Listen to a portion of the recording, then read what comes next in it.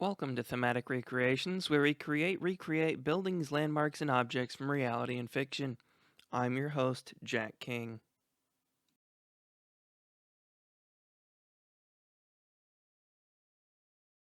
Today we're going to be building Jurassic Outfitters. This building is located at Universal Orlando Resort in Florida. It is the exit gift shop for Jurassic Park River Adventure, and it's located near the rear of the park. The first thing I want to address is this slope here, as the side pillars that go along the wall with the fossil design are very oddly shaped. They kind of want to slope together, and I'm not sure how to do that with the amount of prefabs currently available in the game, so I'm just going to wing it and see how we can get this to look good. Going to start by placing the building, getting a reference point for height, placing the first two barriers, shrinking them down, adding the bone art,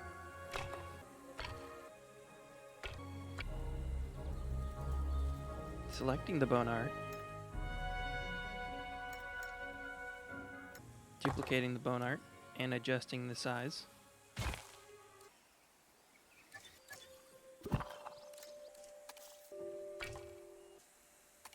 Changing the color.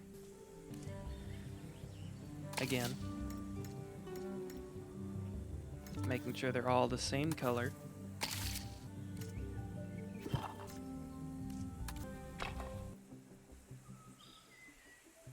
Adding the top pillar.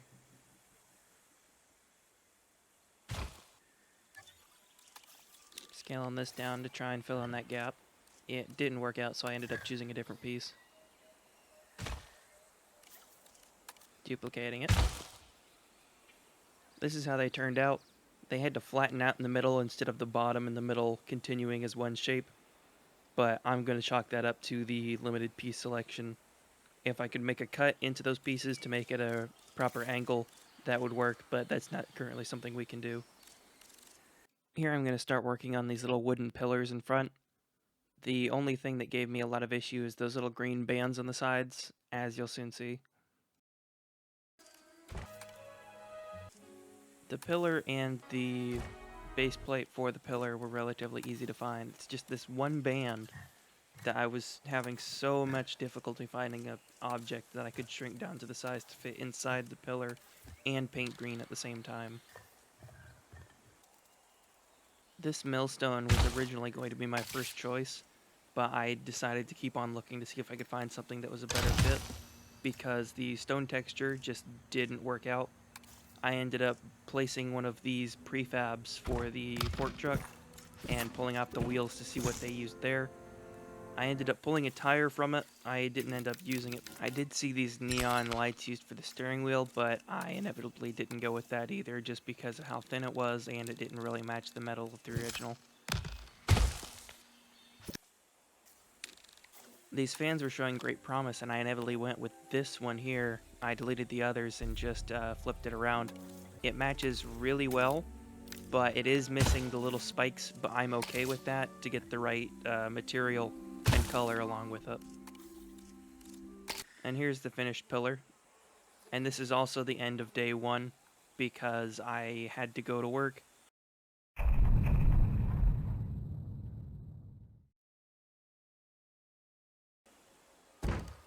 Making a wall, lining up the corners, making sure it's on grid,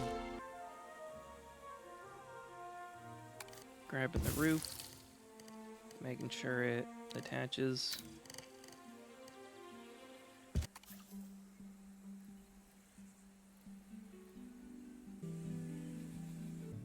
placing these pillars on the right and then on the left,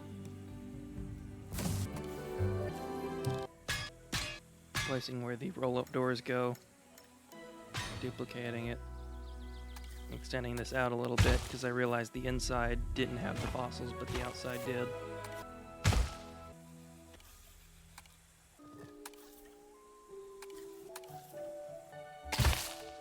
Placing the gutters, making a semicircle and then duplicating it to the other side. Like so. And then time-lapse time, because placing each one of these tiny cylinders in basically a second roof is going to take a second.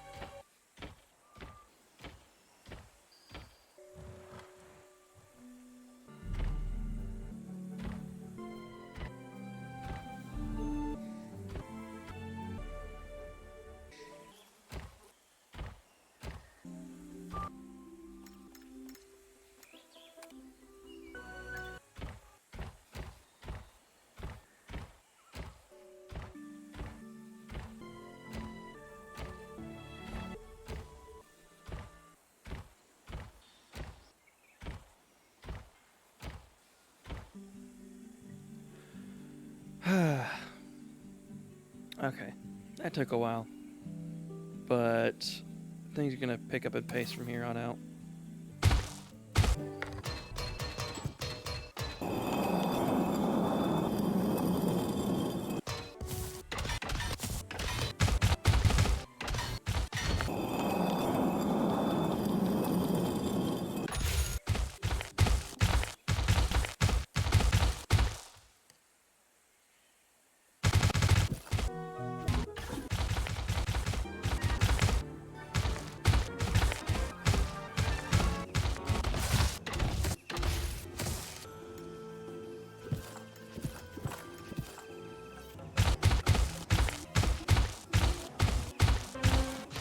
Door.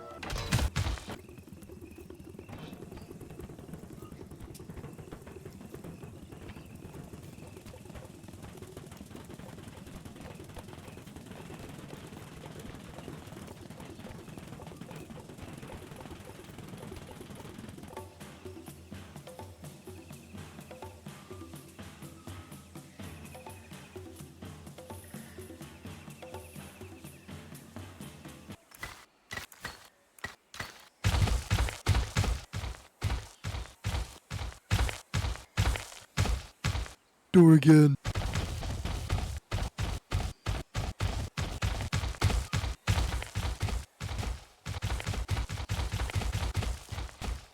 Alright, this is taking too long. Snap cut.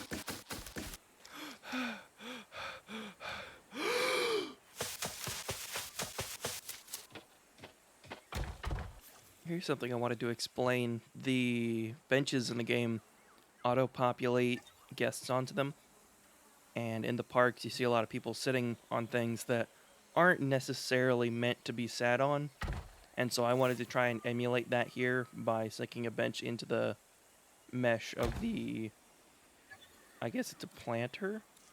I guess it's more of a barricade to that artificial plant box. Whatever it is. People sit on it, and I wanted to emulate that. I first thought about that in Planet Coaster 2, and I thought that would work really good here. I was trying to get it to work. You have to have the amenity it's linked to, if it's a link to an amenity, to the loading station or the arrival point. And so that's all I was doing here, is trying to figure that out. Hindsight's 2020.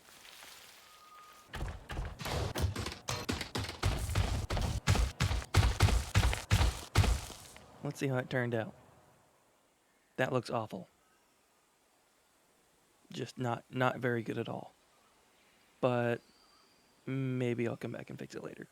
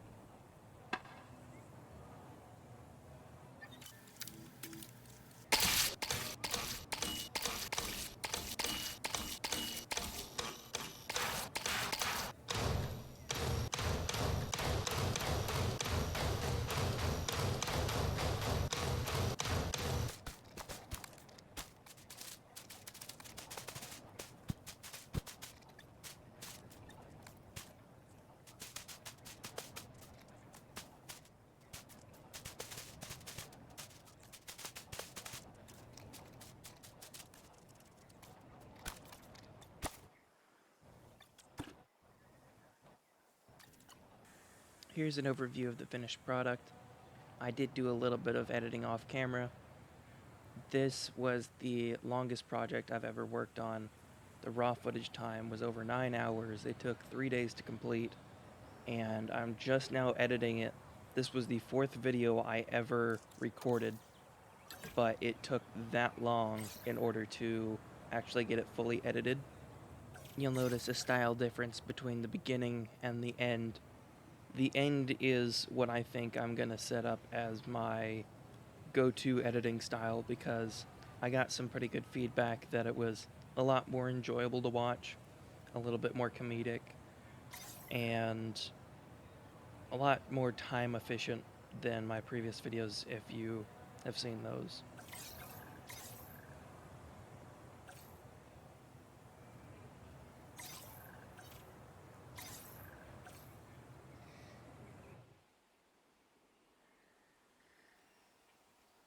Thank you for watching. If you enjoyed the video, please leave a like and share this with a friend. If you would like to see more content like this, consider subscribing, as I upload every Saturday.